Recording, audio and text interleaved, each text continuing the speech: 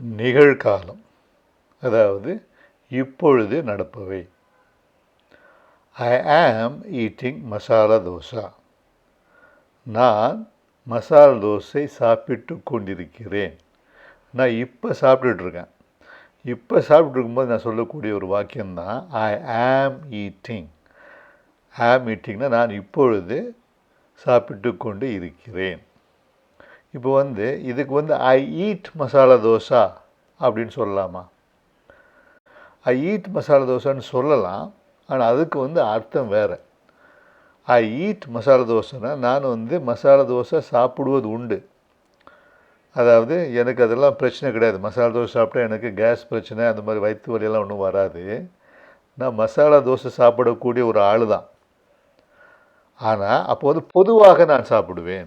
I eat masala தோசைன்னு சொன்னாக்க என்ன அர்த்தம்னா, நான் பொதுவாக ஒரு காரியத்தை செய்வேன். I play cricket.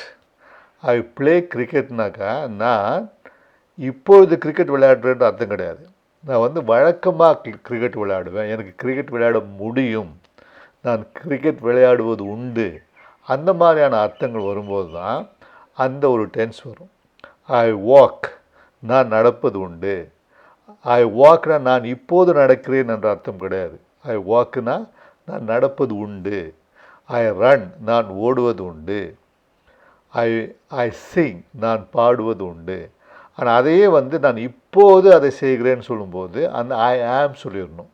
ஐ ஆம் வாக்கிங், ஐ ஆம் சிங்கிங், ஐ ஆம் ஈட்டிங், அந்த மாதிரி தான் நம்ம சொல்லணும். அப்போ அதனால் இது நம்ம பேச்சில், அதாவது கிராமர்லலாம் பல விஷயங்கள் சொல்லியிருப்பாங்க. நம்ம பேசும்போது இதை தான் நம்ம ஃபாலோ பண்ணணும்.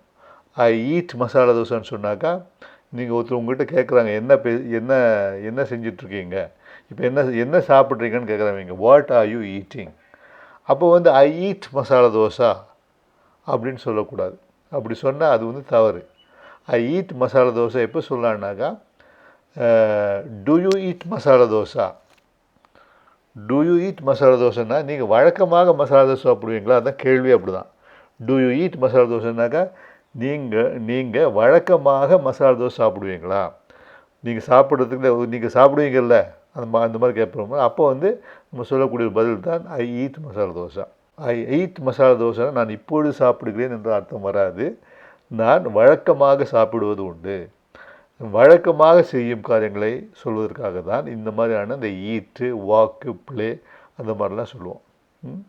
அப்போ இது கிளியராக இருக்கும்னு நினைக்கிறேன். நான் இப்பொழுது செய்வதற்கு ஐ ஆம் ஈட்டிங், நான் வழக்கமாக செய்வது உண்டு, செய்ய முடியும், அந்த மாதிரியான இது விஷயங்களுக்கு ஐ ஈட், ஐ ப்ளே, ஐ சிங், அந்த மாதிரி வரும்.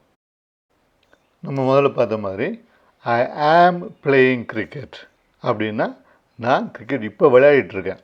அப்போ தான் ஐ ஆம் பிளேயிங் கிரிக்கெட்.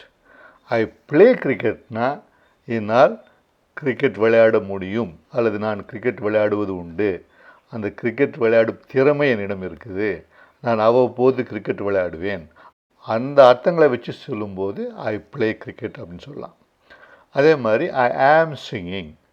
ஐ ஆம் சிங்கிங்னா நான் இப்பொழுது பாடிக்கொண்டிருக்கிறேன், அந்த அர்த்தம் தான் வரும். ஐ ஆம் சிங்கிங்னா நான் இப்பொழுது பாடிக்கொண்டிருக்கிறேன். ஐ சிங்னா நான் பாடுவேன், எனக்கு பாடக்கூடிய அந்த திறமை இருக்குது. எஸ்பிபி மாதிரி இல்லைனாலும் ஏதோ கொஞ்சம் பாடுவேன், என்னால் பாட முடியும், நான் அப்பப்போ பாடுவேன், அந்த மாதிரி அர்த்தங்கள்லாம் வரும்போது ஐ சிங்னு சொல்லிக்கலாம். நான் ஏன் இந்த வீடியோ போட்டிருக்கேன்னா, நான் இந்த மிஸ்டேக் நிறைய பேர் பண்ணுறாங்க.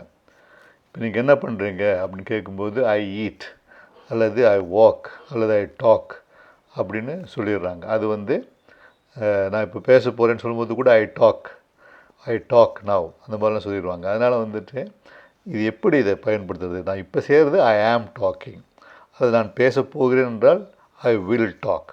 ஐ டாக், ஐ சிங் அப்படிலாம் சொல்லும்போது நாம் வழக்கமாக செய்யும் காரியங்கள் அல்லது நம்மால் செய்யக்கூடிய காரியங்கள், அந்த மாதிரி அர்த்தத்தில் தான் ஐ சிங், ஐ வாக் எல்லாம் வரும்.